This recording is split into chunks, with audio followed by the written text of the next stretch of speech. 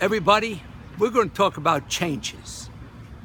You know, a neurosurgeon from Canada said when a person hears the word changes, their mind goes into convulsions. I'm going to give you my interpretation of change.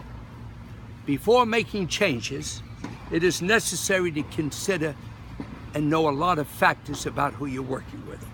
The age of the person, the athletic ability of the student, goals of the student, realistic, unrealistic, the style of the student's game, present results of the student, physical and mental approach to the game, mental attitude of the student, and the expectations of the parents. Oh boy.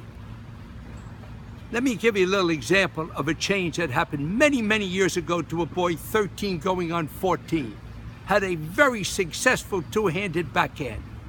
And his coach, Dr. Fisher, said, "Young man, we're going to go to a one-handed backhand." And the young man said, "Why? I'm doing so good with my two hands." "Because your game is going to be coming forward and be a tremendous volleyer."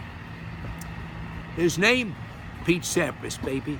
And he went through 3 years of frustration. But look what Pete did in tennis.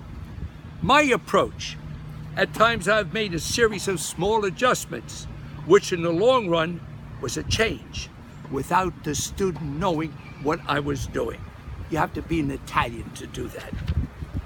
Conclusion: coaches, educators, parents, and business people must understand the entire process before considering adjustments and changes.